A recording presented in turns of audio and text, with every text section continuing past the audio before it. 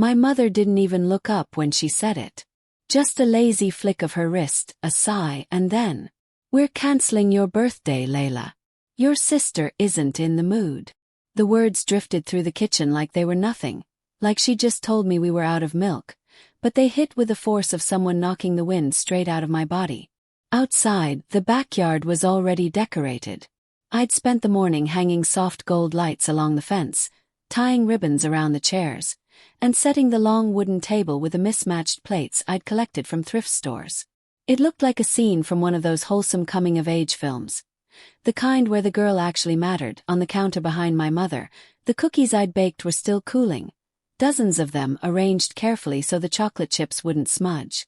I'd made everyone's favorite flavors. I thought it would make people feel welcomed. I thought it would make the day feel warm. But now the cookies sat in rows like an audience to my humiliation. I didn't say anything. I didn't cry. I didn't argue. Silence had always been my safest choice in this house. Because from the outside, we were that family.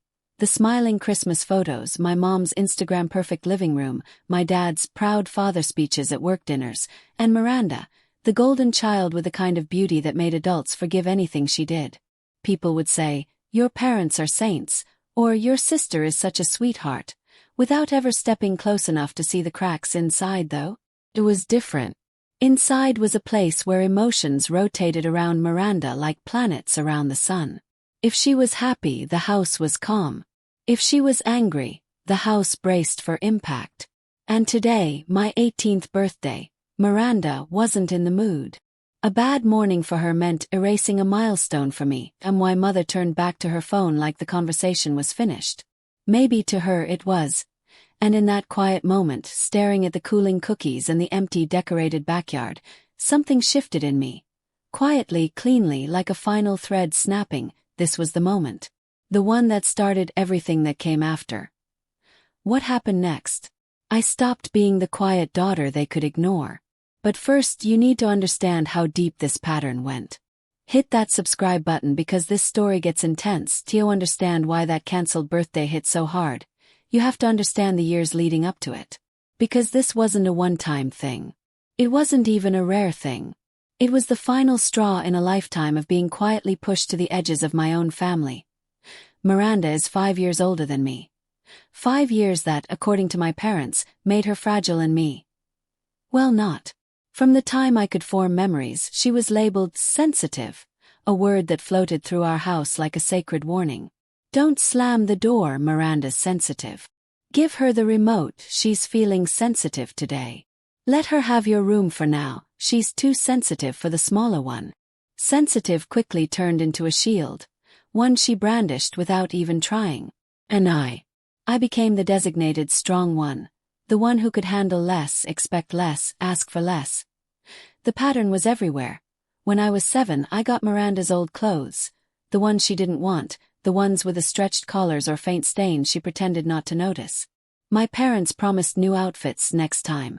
But next time always evaporated whenever Miranda had a mood or a meltdown. When I was 10, my tiny twin bedroom became Miranda's creative space after she decided her own. Double the size, felt too cluttered. They moved me into the small guest room beside the laundry machines.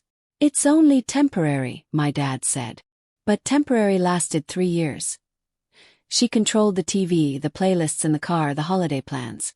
I learned how to pause my shows mid-episode the second I heard her footsteps. I learned how to give up the last slice of pizza without being asked. I learned how to step aside before stepping forward. And every time I hesitated, every time I asked, why? The answer was always the same. You're stronger, Layla. You're better at sharing. You understand. And I did. Or at least I tried to. Some part of me believed that when I got older, when I hit the big milestones, things would finally shift.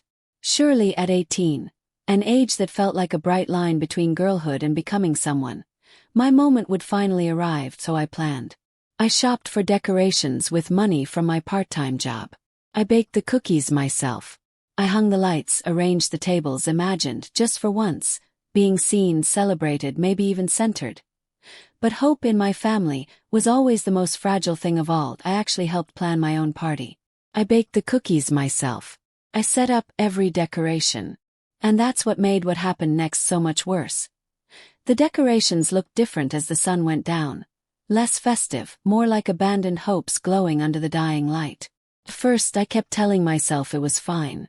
People were just running late. Traffic. Last-minute errands. Maybe someone missed a turn. Maybe someone thought the party started later. Maybe that I sat at the long wooden table, smoothing the tablecloth whenever the wind lifted it. My phone stayed in my hand the entire time, the screen lighting up my face every few seconds as I checked for texts that never came. I even refreshed the Messages app, as if that would magically force someone to remember I existed. By 7:30, the sky was streaked purple. By 8 o'clock, the light side hung cast soft gold halos across empty chairs.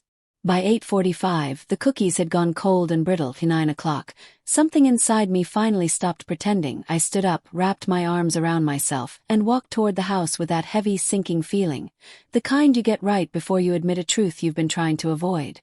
When I stepped inside, the warm smell of baked cookies was replaced by the sound of a sitcom laugh track. My parents were on the couch. Relaxed. Comfortable.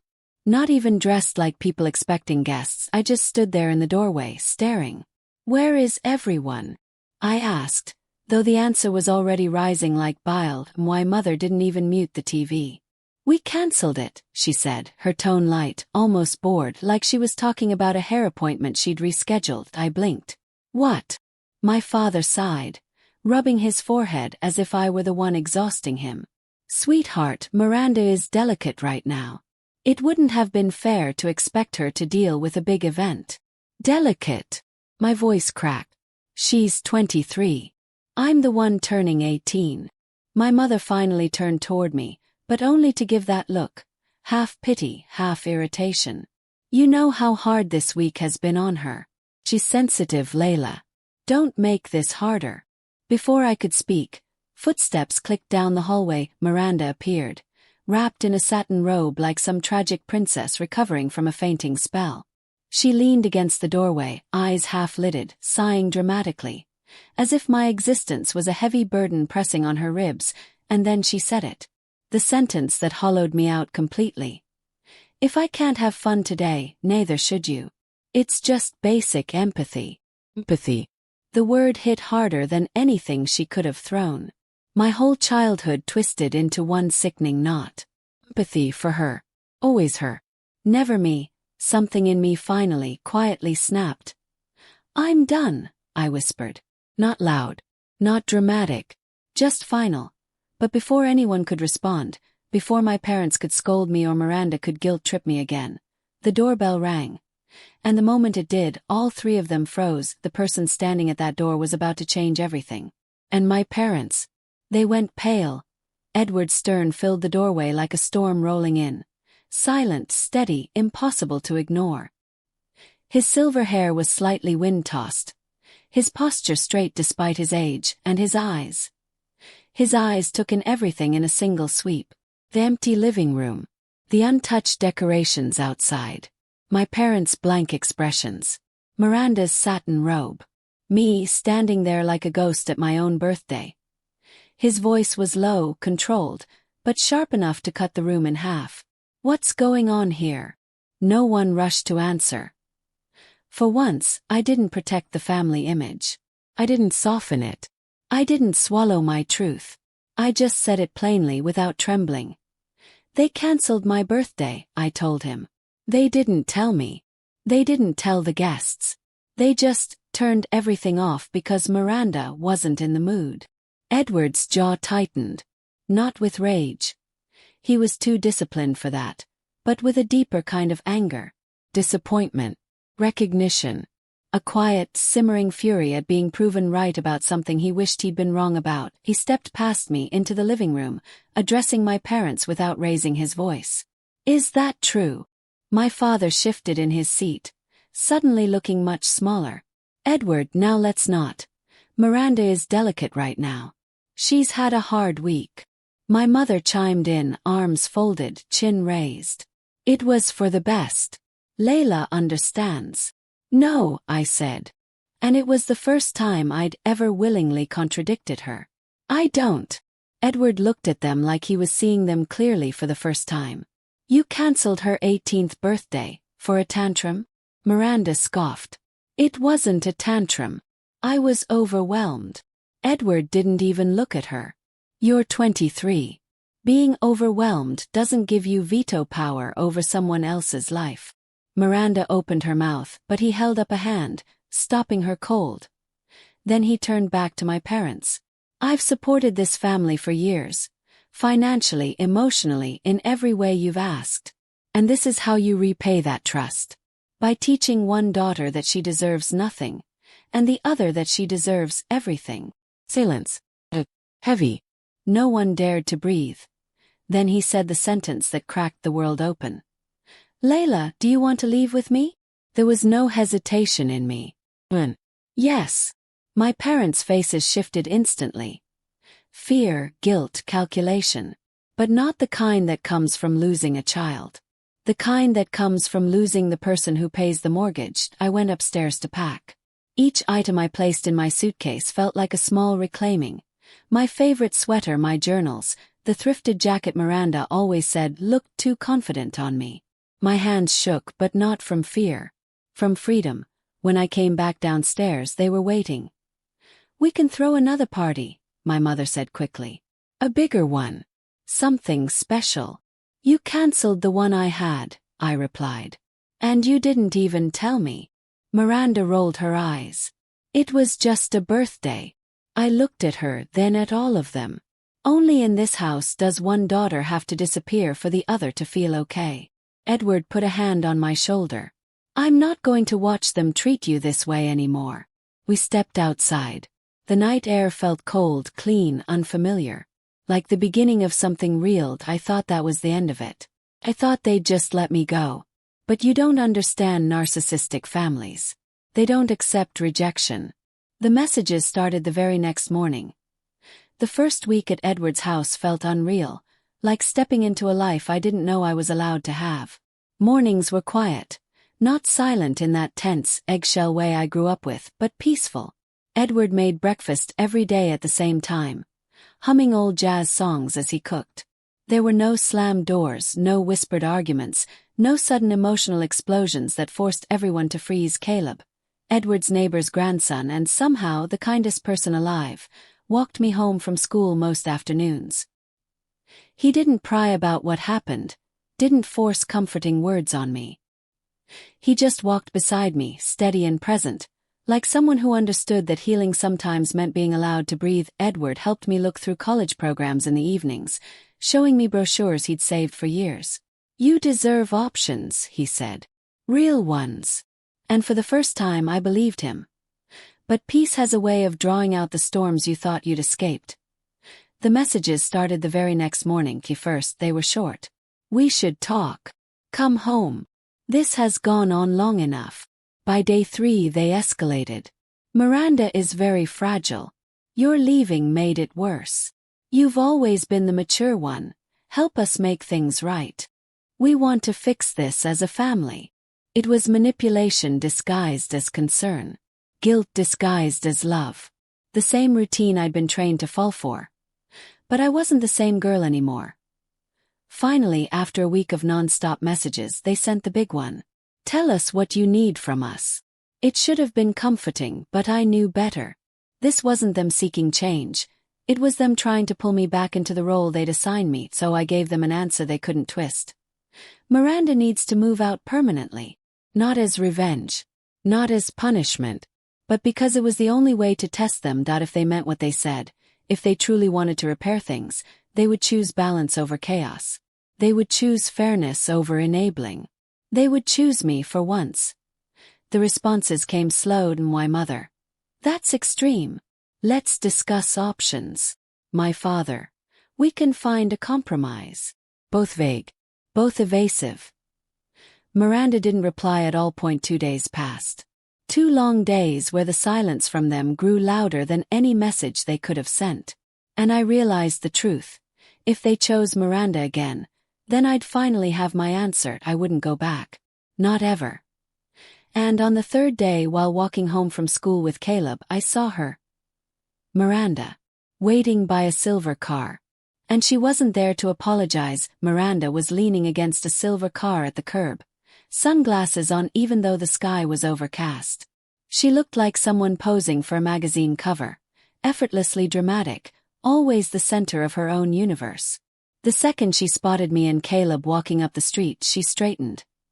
"We need to talk," she said, already stepping forward. "No," I replied. "Not without Caleb here." She scoffed, tilting her head. "Oh right. Your little guard dog. Does he follow you everywhere now?" Caleb didn't rise to it. He just stood beside me, calm, steady, silent. And somehow that irritated her even more. "You're destroying Mom and Dad," Miranda snapped. "Do you know what you've put them through? They're terrified." Caleb glanced at me, waiting to see if I wanted to answer. I did. "They're not terrified of losing me," I said. "They're terrified of losing money. There's a difference." For a split second, something ugly flashed across her face. Panic, maybe. Or recognition. She opened her mouth, and then she lunged, her fingers wrapped around my wrist, nails digging in, the grip so sudden and tight that it shocked the breath out of me. She wasn't trying to hug me or beg me or even argue. She wanted control. The same way she always had. But this time I wasn't alone. Caleb stepped between us instantly, prying her hand off with one clean, firm motion. "Back off," he said, not loud, not angry, but in a tone that left no room for misinterpretation. Miranda stumbled backward, rage flaring.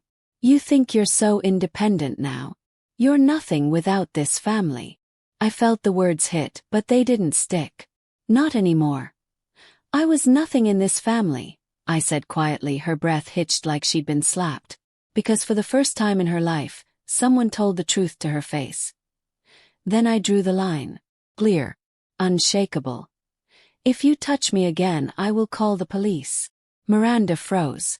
She wasn't used to being told no. She wasn't used to consequences. She wasn't used to losing. And she wasn't prepared for a version of me who meant every word she said. She backed away slowly, climbed into the silver car, and slammed the door hard enough to rattle the window. The car sped off, leaving the smell of exhaust and the residue of her disbelief behind. When I told Edward what happened, he immediately reached for his phone. "We should report this," he insisted. I shook my head. "She got the message." He studied me for a long moment, then nodded. "I'm proud of you," he said. And he meant it. For once, someone meant it. 2 days later, my parents finally answered my ultimatum. And their response. It told me everything I needed to know about who they really were. The message came on a Thursday afternoon, long after I'd stopped expecting any real answer. It wasn't long. It wasn't apologetic. It wasn't even careful. It was exactly who they really were. "You've shown us you can't be trusted. You overreacted, you embarrassed this family, and you abandoned your responsibilities. We've talked it over and decided that Miranda stays. You need time to reflect on your behavior." Then the line that sealed everything. "We only wanted you back to help repair things with Edward. You've created a mess, and now you need to fix it." I stared at the screen and waited for the hurt, the sting, the guilt. But none of it came. Their words didn't break me. They confirmed every truth I had already learned. I blocked them. All of them. Mom, Dad, Miranda. And the silence that followed felt like standing in a field after a storm. Debris everywhere, but the air finally clean. The fallout came quickly. Miranda tried to spin the story on social media, posting vague quotes about betrayal and fake sisters. But when people who had been invited to my birthday realized they were lied to, the sympathy she was banking on evaporated. Screenshots got shared. Questions were asked. And Miranda, for once, didn't have a script that could save her. Extended family, who had only ever seen the glossy holiday card version of us, slowly drifted away. Not loudly, not dramatically, just distance.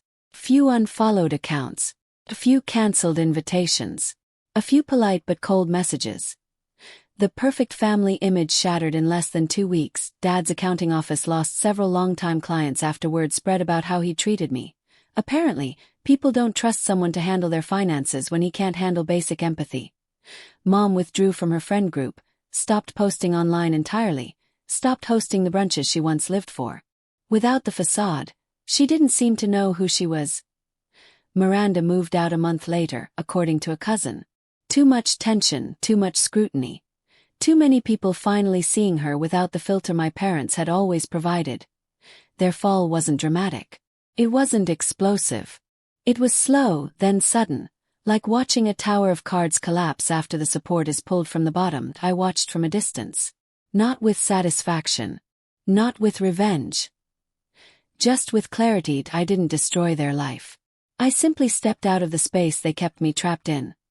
But here's what nobody tells you about leaving a toxic family. The peace that comes after? It's almost unreal. Life at Edward's house settled into a rhythm so gentle it almost felt unreal at first. I kept waiting for the tension, the sudden emotional whiplash, the feeling of walking on eggshells. But it never came.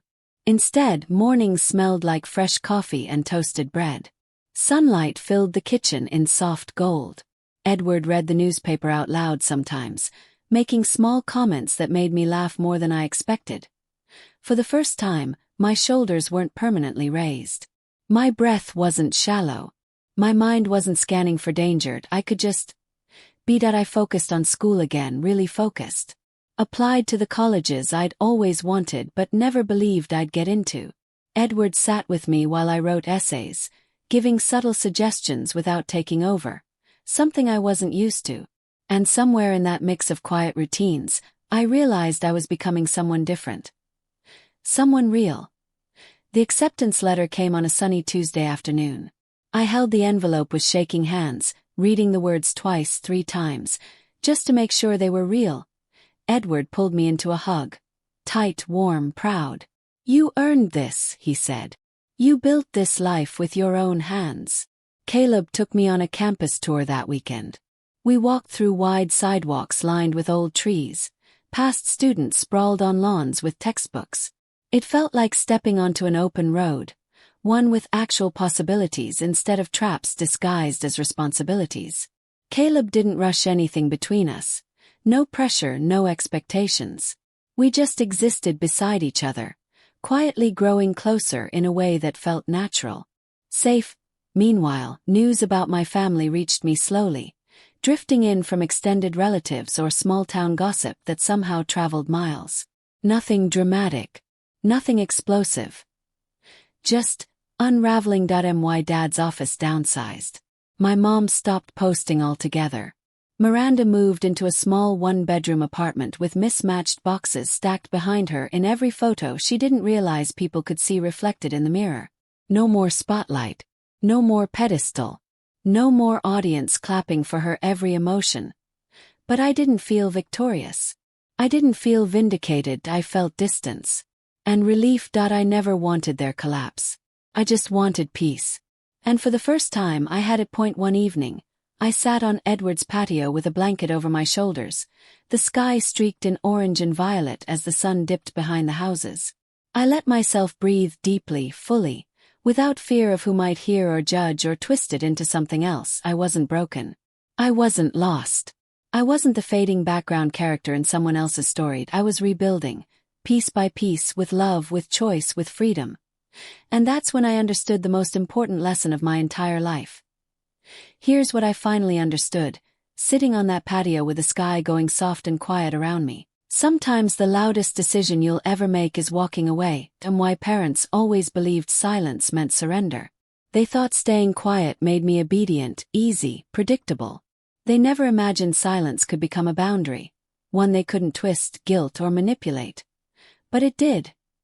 The moment I stepped out of their shadow, life didn't explode into chaos the way they warned it would. It didn't collapse. It didn't become terrifying. It became steady, simple, real.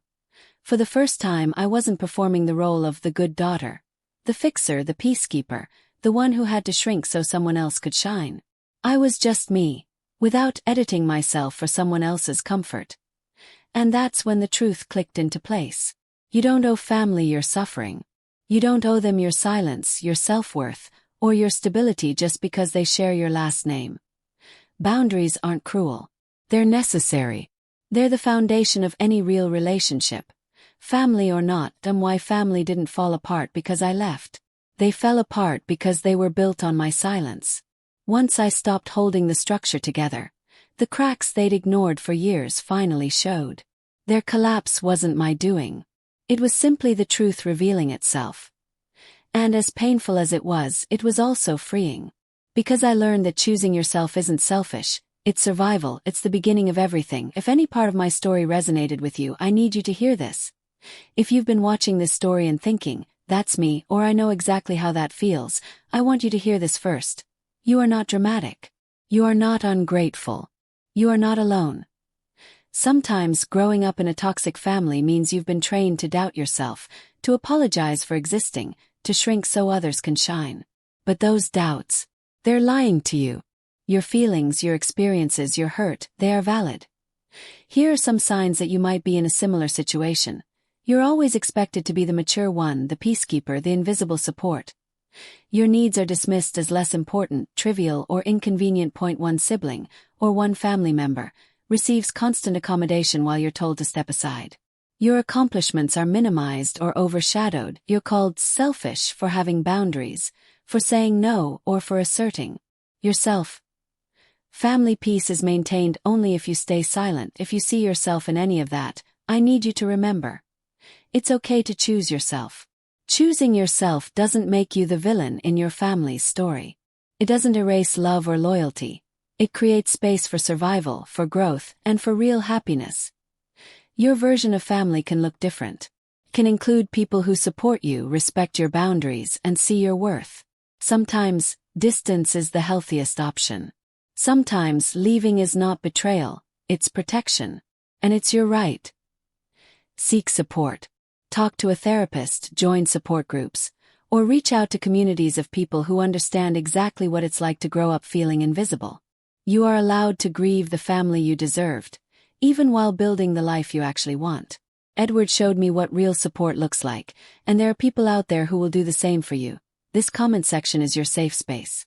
Share your story, your feelings, your victories. Read what others post. Engage with people who understand. Healing becomes easier when you know you're not alone. I've also included links in the description to resources for setting boundaries, healing from toxic families, and building self-confidence. Use them. Bookmark them. Share them with someone you care about. Community is power. Community is validation. Community is the proof that leaving doesn't mean losing. You gain clarity, strength, and the ability to finally breathe. Share your story in the comments below. You'd be amazed how many people understand exactly what you're going through. And if this video helped you feel less alone, please share it with someone who needs to hear it. Hit subscribe and turn on notifications because I'll be sharing more stories like this. Stories about choosing yourself, setting boundaries, and building the life you actually deserve. Thank you for listening to my story. Now I want to hear yours.